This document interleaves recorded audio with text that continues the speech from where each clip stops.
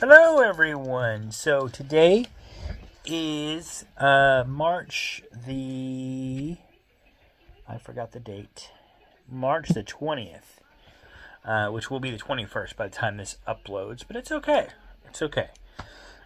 So that's where I'm at, though, anyway, and got a little bit to cover. So welcome to Into the Dell. First off, weather is drunk this week. I don't know what's going on with our weather. One day it's nice and warm and it's nice, and then the next day we're getting snow, and then the next day it's, I don't know. I don't know what's going on with our weather. Today's supposed to be the first day of spring. I mean, it didn't feel too bad outside, but it felt like more like fall than spring outside. At least that's what I'm thinking, but I mean, because the wind feels like it's still out of the north. I don't know. Tomorrow may be better. But anyway, going over the part of the tournament tonight. Missouri lost, but it's okay. At least they got there. That's all I'm saying. Is I'm at least happy that Mizzou got there. And I'm also happy that KU lost. So that border war is still going on, I guess. So I'm glad they lost to Arkansas. And my fiance's family, they root for Arkansas because that's where they're from originally. So because that's who they root for, I'll be rooting for Arkansas until they get out of the tournament. But at any rate, let's go over this. So got a little bit to cover. Going on to the iHeartRadio Music Awards. Since I was watching Raw on Monday night, I didn't really watch this one. I didn't watch this one live, but it's okay. I got the gist out of it anyway. So here are the winners, and Miss Taylor Swift takes home the most gold, I guess, if you want to say that, or most trophies. She gets Tour of the Century, was the Erase Tour, the Eras Tour. So Taylor Swift got that. Then we go into K-Pop Dance Challenge G-Gum by Yeonjun, I guess. I don't know. I don't know much about K-Pop, so we'll just skip the K-pop stuff. But anyway, Innovator was Lady Gaga. I guess Artist of the Year was Taylor Swift. Rock Song was A Symptom of Being Human by Shinedown. Love Shinedown. So I have no problems there. I don't have a problem with Taylor Swift, though, either. Taylor Swift is awesome in my book. I like her, so Lady Gaga is not bad. So then we go to On Screen. Best On Screen. The Eras Tour, Taylor Swift's movie, The Eras Tour. That one. Then we go on Best Lyrics. Fortnite. Taylor Swift and Post Malone. The Tour Style. Best Tour Style, Taylor Swift. Best Tour Tradition, Taylor Swift, with surprise songs from her tour. Best Artist of the Year, Sabrina Carpenter. Got that one. Best Surprise Guest, Taylor Swift bringing out Travis Kelce. That was really cool. I like that, especially as a Chief fan. Although I'm kind of surprised in a way that Sabrina Carpenter didn't get that when Taylor Swift brought her out in the Eras Tour. I don't know why I keep wanting to say Eras, but Eras Tour. I know better. I think it's because I'm tired. But at any rate, because I always say Eras Tour, and tonight I'm saying Eras Tour. I don't know why. But anyway, Best Rock Artist was Shinedown. So best rock, yeah. Best Broadway debut was Rachel Zegler in Romeo and Juliet. What else we got her? Best Dance Artist, David Guetta. Best Collaboration was Lady Gaga and Bruno Mars, Die With a Smile. We got Best Hip Hop Song, Not Like Us by Kendrick Lamar. Best Pop Song, Espresso by Sabrina Carpenter. So that was her second award. Best Dance Song, 360 by Charlie XCX. Best R&B Song, Made for You by Money Long. Best Country Artist was Jelly Roll. Gotta love Jelly Roll. Best Hip Hop Artist, Glorilla. Best New Country Artist, Shabuzi. I like Shabuzi.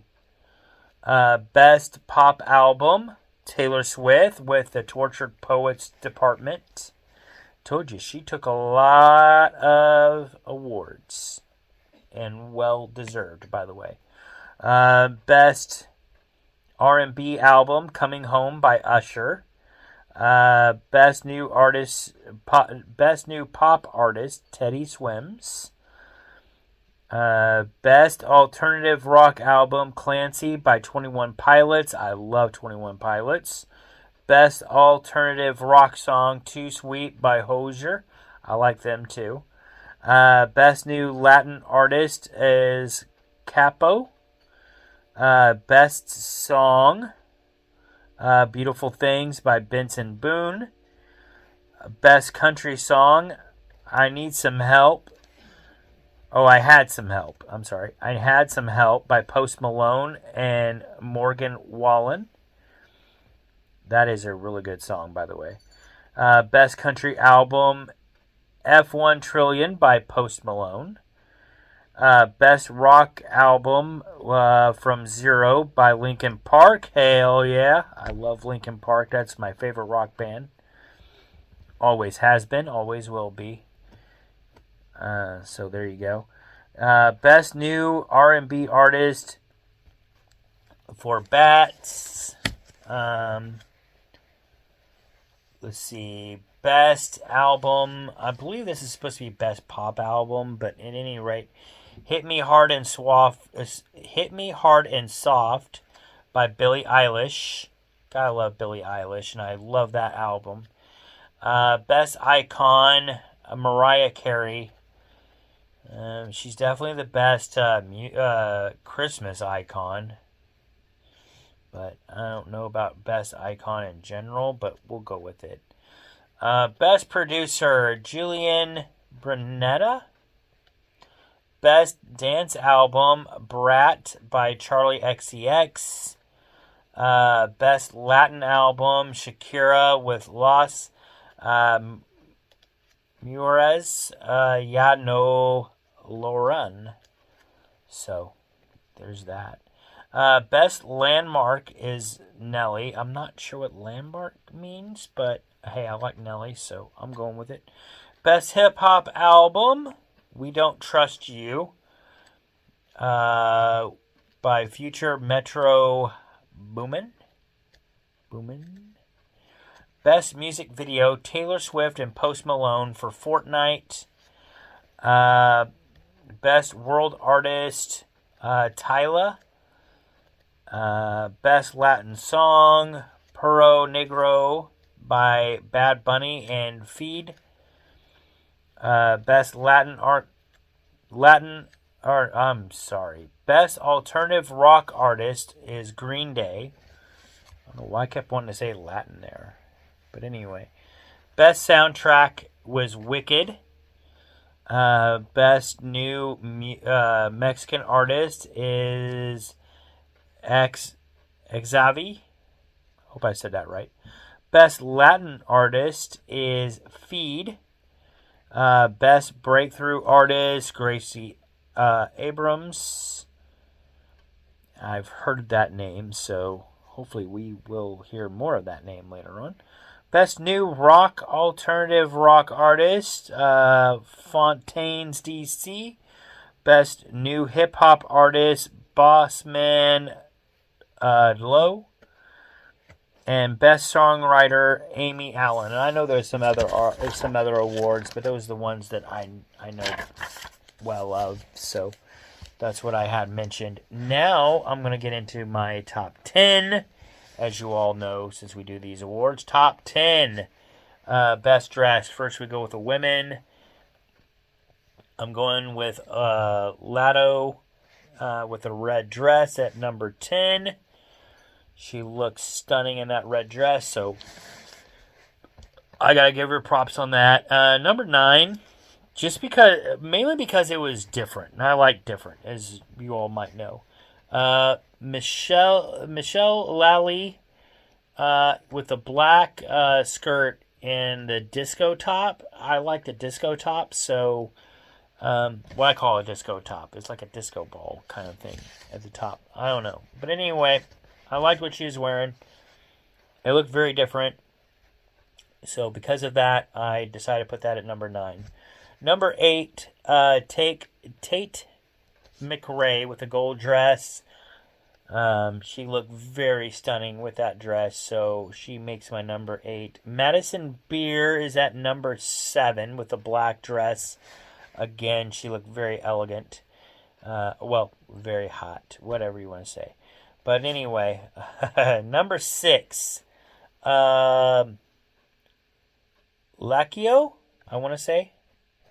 It was a green dress that she was wearing, and of course, being Irish and all that, and I saw that green dress, and like I said, looked very different than the rest, and so because of that, I had to put her down as number 6. All right, Serena Pitt made my number 5 with her black dress with white lace. I thought it looked very, again, different.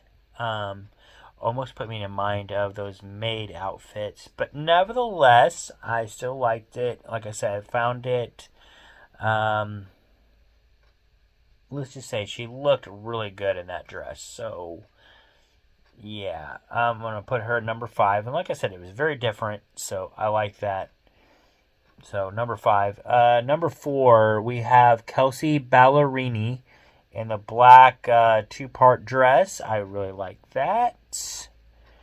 Number 3, Arena Maddox in the gold dress. Another gold dress makes my list, and that was number 3. Very different. She looks stunning in the dress, so gotta give her props. Number 2, Jenny McCarthy with the off-white dress with the white design. Again, I had to go with that one just because the design on that dress was very different, and I like different, so I went with that one. And number 1, Dasha with a black dress. She looked nice in that black dress. So for that reason, I had to put her at number 1, just because. As soon as I saw her, I'm like, yep, that's my number 1. No question asked. No questions. That's number 1. So, all right, now moving on to the men. Number 10, we have Lance Bass with the gray shirt with the black, gray suit with the black shirt. I thought it looked pretty good. You know, his pink hair looked a little off, but from what he was wearing. But hey, I mean, he's music, man. Musicians can do that. So there you go. Number 9, George Burge with the tan long shirt with the brown boots.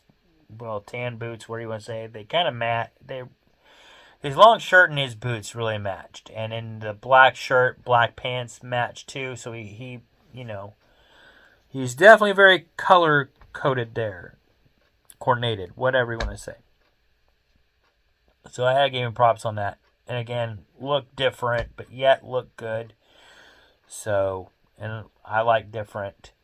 Number 8, Lonnie Martz with the gray shirt, black pants, and hat with the white shirt. I thought he looked really good, so I'm going to give him at number 8. Number 7, Bad Bunny with his black suit. Again, it looked different, so I'm going with it.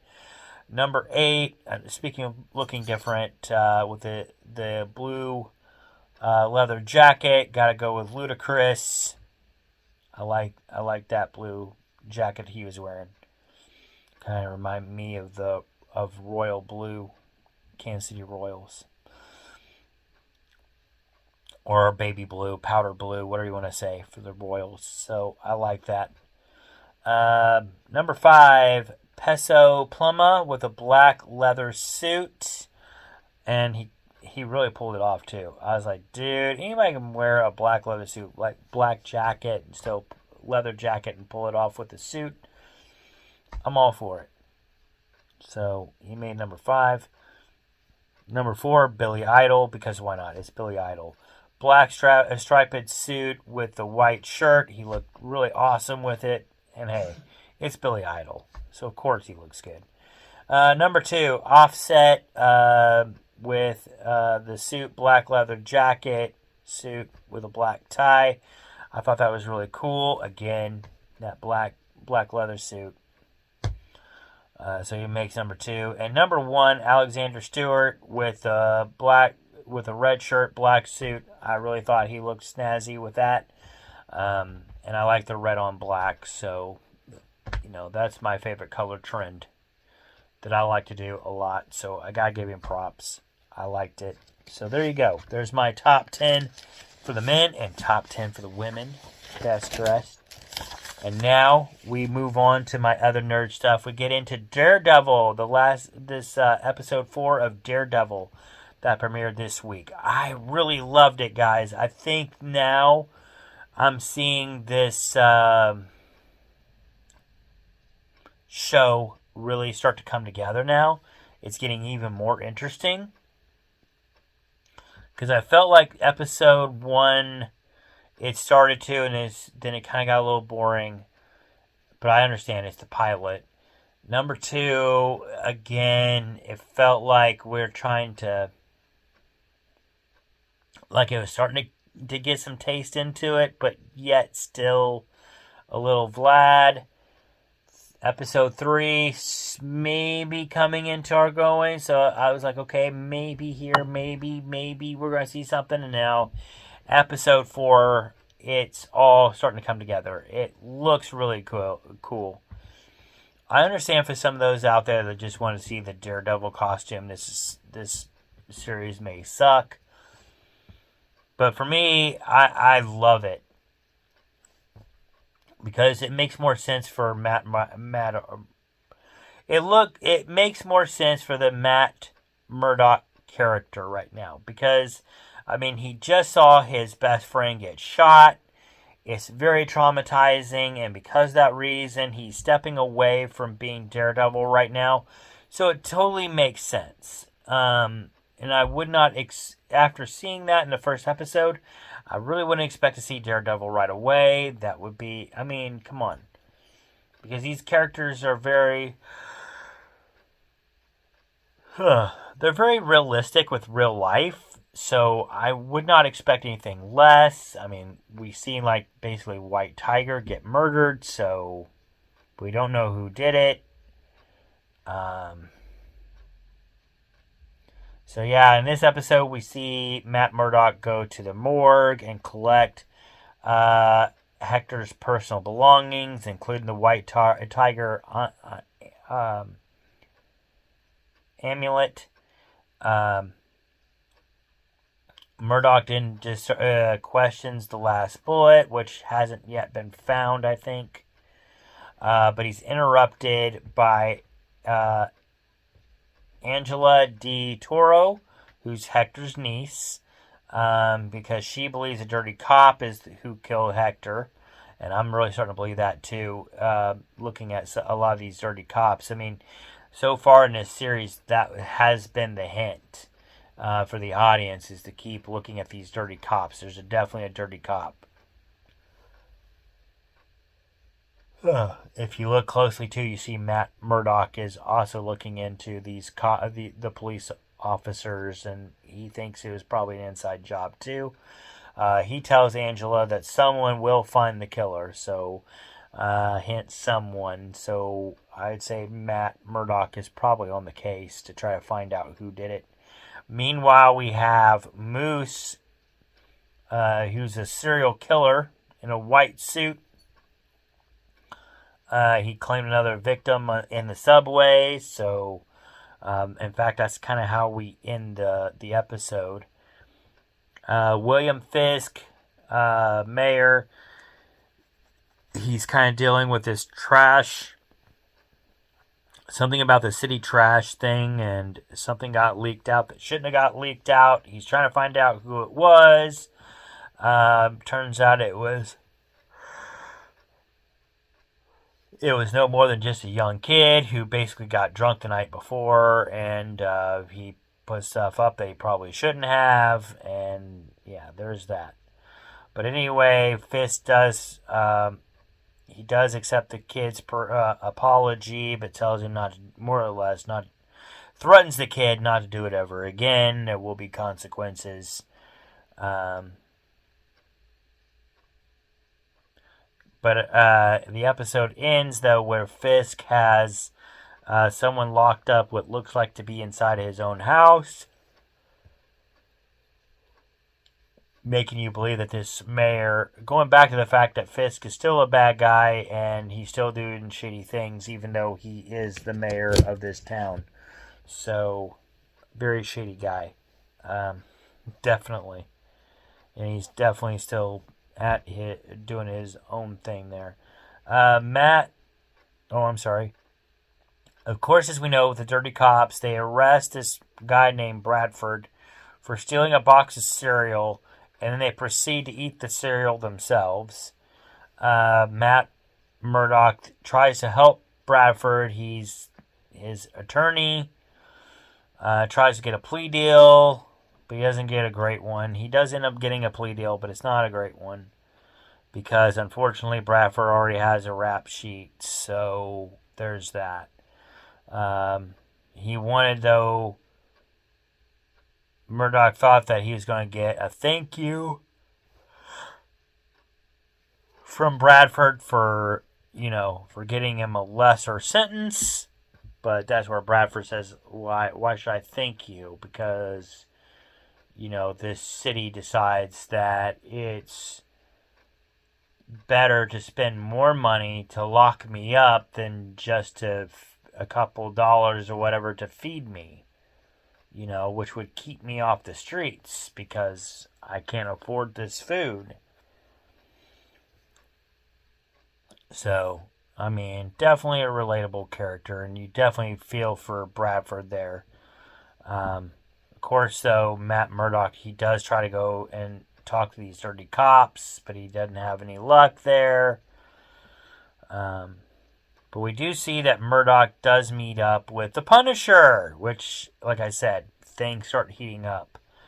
That's where Murdock questions about a bullet that he found that has the Punisher's signature on the case of the bullet that's been fired. Oh, sorry about the yawns, but that's where the Punisher basically tells Murdock, hey, there's somebody out there who's trying to pretend to be me, but it's not me. That's clearly not mine. And then they kind of get into a spat back and forth at each other, and that's where the Punisher looks back at Murdock and says, well, you didn't come here, you didn't come here to get my help or something. You came here because you want my permission to go after Hector's killer. So I'm telling you, more or less, he told Murdock to go after his killer. Not in so many words, but he's more or less encouraging him to go after the guy. So we do see later on that Murdock gets up in the middle of the night and he checks on, he's up there at the top of a building, goes into a secret room, and there's a Daredevil costume. There's a whole bunch of Daredevil masks. So that tells us right there that he hasn't hung up the mask yet. In fact, he's got a few more up his sleeve yet. So it looks like he's preparing for battle.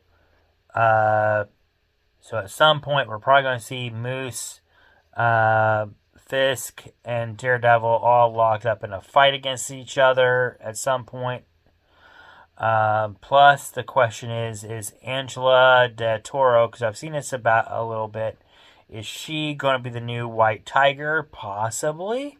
I'm kind of looking forward to it if she is, which means that Daredevil will have a new companion in his corner. And then also, are we going to see a Punisher and Daredevil team up with these crooked cops? You know, especially since these cops are using the Punisher's signature on their bullets to kind of frame the Punisher. So could we see those two team up to go after these crooked cops? There's a possibility. I'm definitely looking forward to it if it does happen. So like I said, a lot of stuff is picked up in this episode. I really liked it. I enjoyed it. I like where they're going with this. I'm anxious to see what they do next week. Because I think this has definitely been the better episode. So, and this is probably the episode that I've been wanting ever since they started this. So, I was kind of hoping for this on episode 3, but hey, I'll take it. And then last but not least that I want to talk about is the Masked Singer. They had the Grand Ole Opry night. Griffin was the one that lost. So we had the reveal of the Griffin, who had a great voice, by the way.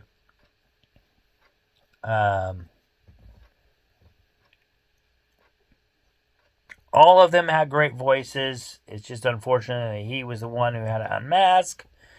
We come to find out it is James Van Der Beek from Dawson's Creek and Varsity Blues, which is really cool. Enjoyed that. I enjoyed that he, at the very end, they brought his family out. He was able to sing there a John Denver song with his family out there with him. That was really cool. As y'all might know, he was diagnosed with cancer earlier on this year, or it may have been last year. I'm not sure, but anyway, he was diagnosed with cancer very recently. So prayers go out to him as always. I mean, anytime you hear stuff like that, especially when you know the people have a family like that and young kids. So my thoughts and prayers go out to him and his family. But yeah, it was really, really cool episode. I enjoyed that.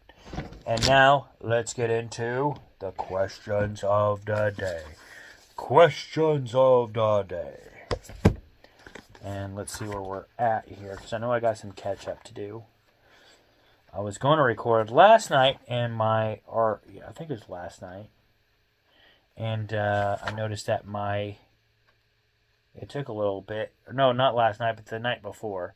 I was going to record, and then I noticed that my St. Patty's Day one did not upload yet, even though it was already recorded, so I had to wait a day. And then last night I was like, dude, I am not ready. I'm too tired, so I'm not going to record tonight. So I am recording today. So here we go. Let's see where I'm at.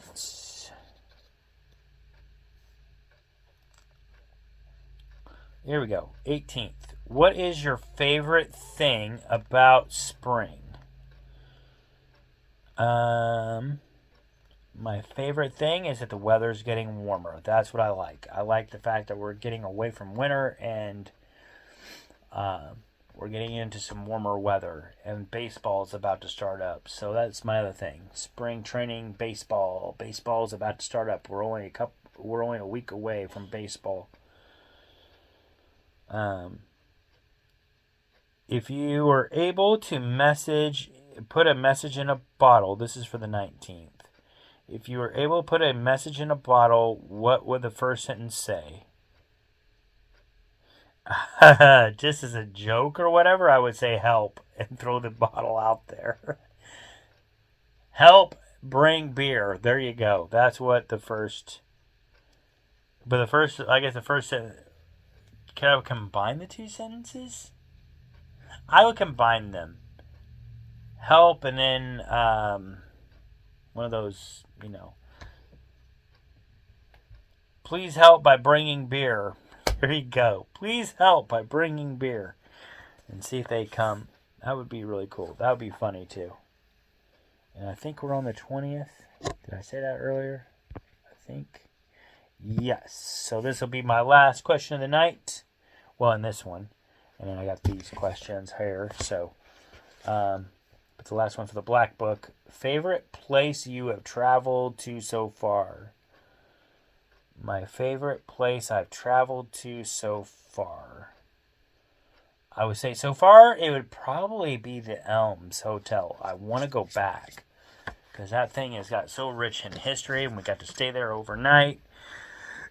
It was really exciting. I wish though, when we went on a wedding night, somebody's wedding night, so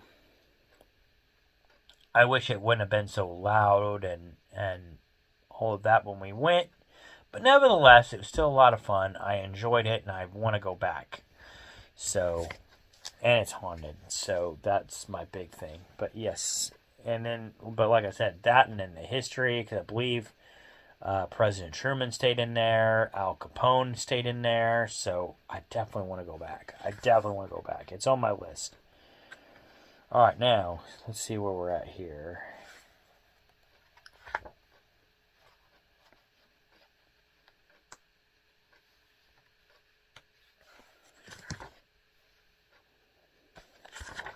Past that. I'm not there though. And I haven't done that one. So it must be here.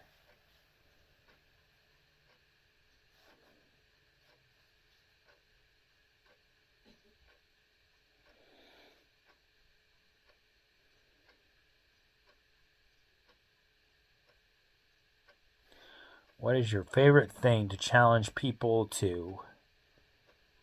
I think I answered that one.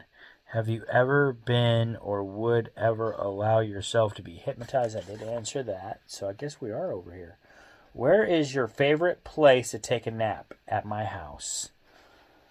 Anywhere at my house. Because, I don't have to worry about anybody outside of here, and it's just relaxing, and especially in the summertime with the windows up. Oh, and you got a nice breeze coming in. Oh yeah, that's the perfect time to take a nap. On a Sunday afternoon. Oh yes. What do you not take seriously enough? What do I not take seriously enough? I don't know. I try to take everything seriously. The things I need to anyway, so I don't know. I'm not sure. Have you ever matured through the years? Oh, how have you matured through the years? I'd say I've gotten wiser as I've gotten older. There are things I wish I would have known back then that I know now. I will say that. I've said that time and time again. But yeah, I'd say I definitely have gotten wiser. And this is going to be my last question of the night. So that way I get to... Because I got a lot to edit. Let's see here. Would you rather have a long train ride or a very long plane ride? Ooh, I don't know, because I've never rode in an airplane. I have done train. So I gotta say I don't know. I think I would do the plane ride just because I've never rode in a plane. I've never flown in a plane yet. It's still on my bucket list, still on my to-do list. I've already rode in a train, so I'm going to pick airplane. That's my final answer. So I think that's what I would do, just because I haven't done it yet. So, all right, now for the Missouri Day of History. Let's get into this and get caught up.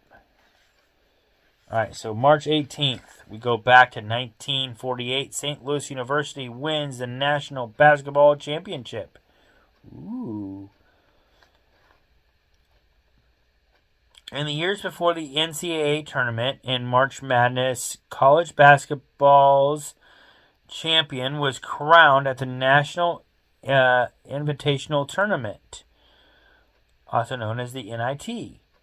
That was held at Madison Square Garden and pitted the New York University against the upstart team from Missouri, known as the Billikens.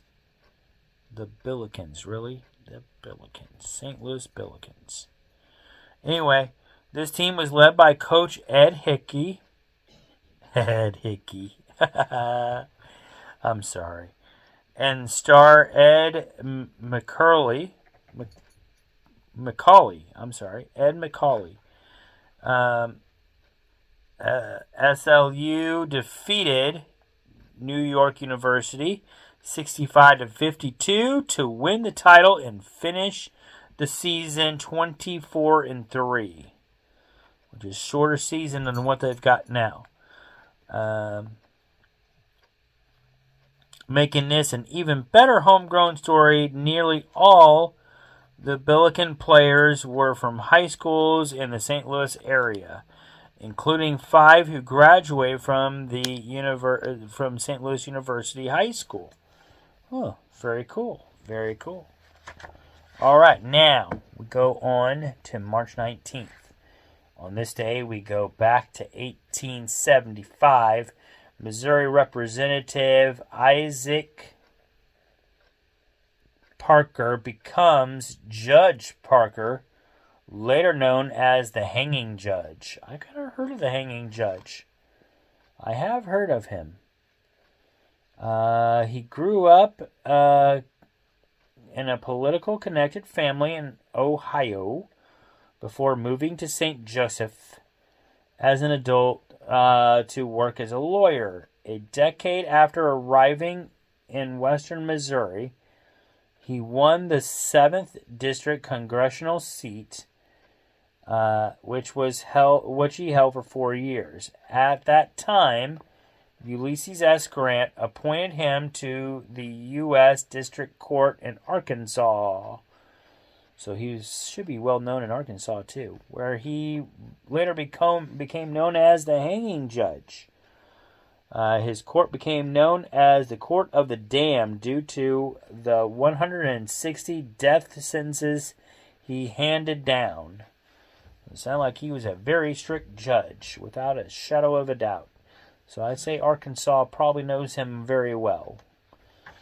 They probably would have told us to send him back to Missouri.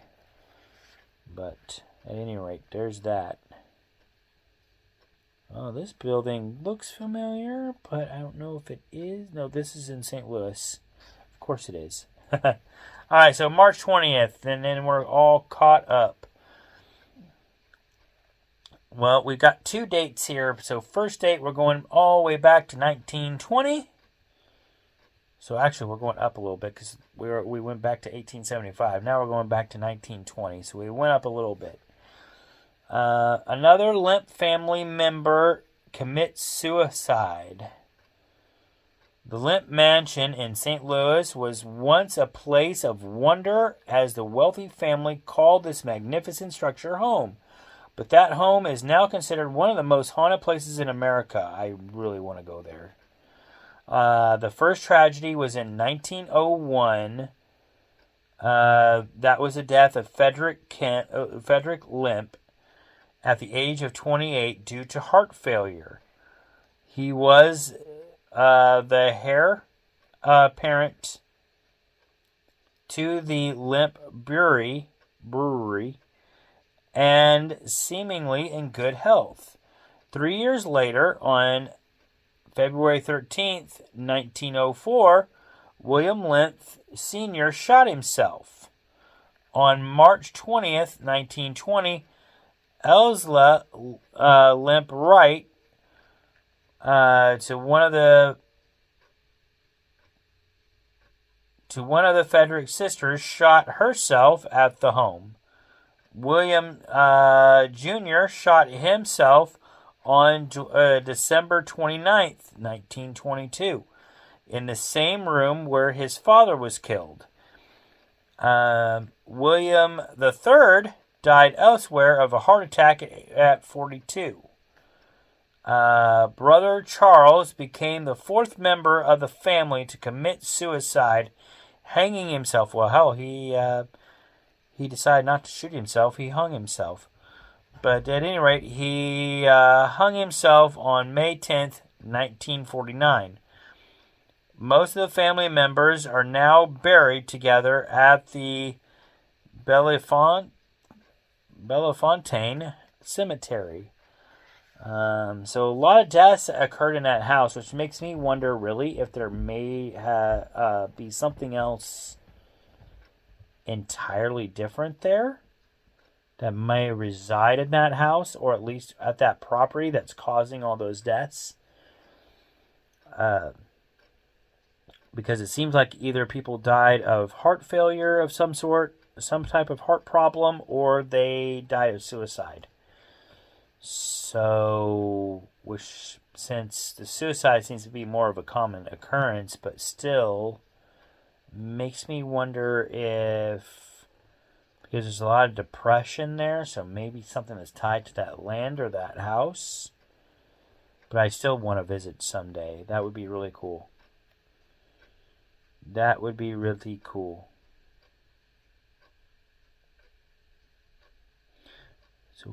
So March 20th. So that was the day when Elsla Limp Wright shot herself in the home.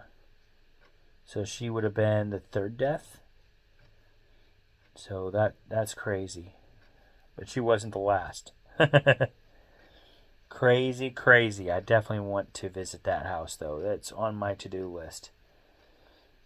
So Martha Eve Maynor, if you're listening, if y'all ever get to go to that house, let me know, because I want to go with y'all. I will plan accordingly if you all go next year or the year after or whatever, but let me know. I'll go with y'all. I got some ghost hunting equipment. I'd love to go with y'all.